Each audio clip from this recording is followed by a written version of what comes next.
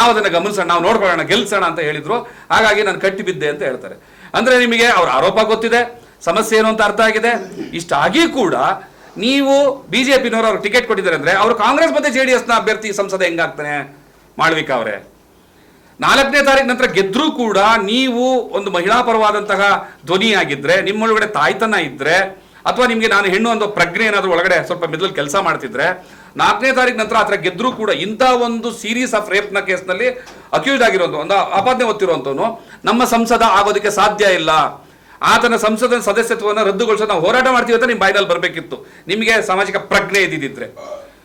ಮತ್ತೆ ನೇಹಾ ಪ್ರಕರಣ ಬಂದು ಕೂಡಲೇ ಅವರು ತುಂಬಾ ದೊಡ್ಡ ವಯಸ್ಸಲ್ಲಿ ಮಾತಾಡ್ತಾರೆ ಏನು ರಾಜ್ಯ ಸರ್ಕಾರದ ಫೇಲ್ಯೂರ್ ಬಗ್ಗೆ. ಆದ್ರೆ ಇದೇ ಹಾಸನದ ಪ್ರಕರಣ ಬಂದು ಕೂಡಲೇ ಸಾಫ್ಟ್ ಆಗಿ ಮಾತಾಡ್ತಾರೆ. SIT ತನಿಖೆ ನಡೀತಾ ಇದೆ, ಕೋರ್ಟಲ್ಲಿ ಇದೆ, ತೀರ್ಮಾನ ಆಗ್ಲಿ ಬರ್ಲಿ.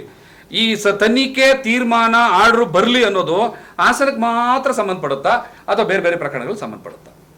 ಇಷ್ಟು ದೊಡ್ಡ ಏನೋ ಮಾನಸಿಕ ಗುಲಾಮಗಿರಿತನ ನಡೀತಾ ಇದೆ ಇಲ್ಲಿ. ಇದ್ರ ಸಂದರ್ಭದಲ್ಲಿ ರಾಜ್ಯ ಸರ್ಕಾರ ತುಂಬಾ ಬೇಜವಾಬ್ದಾರಿಯಿಂದ ನಡ್ಕೋತಾ ಇದೆ. ಅದನ್ನ ಕಣಿಸುವಂತಹ ಕೆಲಸ ಮತ್ತೆ ರಾಜ್ಯ ಸರ್ಕಾರ ಈ ಕೂಡಲೇ ನೀವೆಲ್ಲರೂ ಕೂಡ ಒಂದೇ ನಾಟಕದ ಒಂದೇ ವೇದಿಕೆ ಕಲಾವಿದರು ಆಗಬಾರದು. ಇದ್ರೂ ಕೂಡ ನಿಮ್ಮ ಜವಾಬ್ದಾರಿನ ಮೆರಿಬೇಕು, ನಿಮ್ಮ ಸ್ಥಾನಗಳನ್ನ ನಿಮ್ಮ ಘನತೆಗಳನ್ನ ಉಳಿಸ್ಕೊಳ್ಬೇಕು ಅನ್ನುವಂತಹ ಒಂದು ಆಗ್ರಹವನ್ನ ನಾವು ಕುಟುಂಬ ಪರವಾಗಿ ಮಾಡ್ತಾ ಇದ್ದೀವಿ. ಧನ್ಯವಾದ.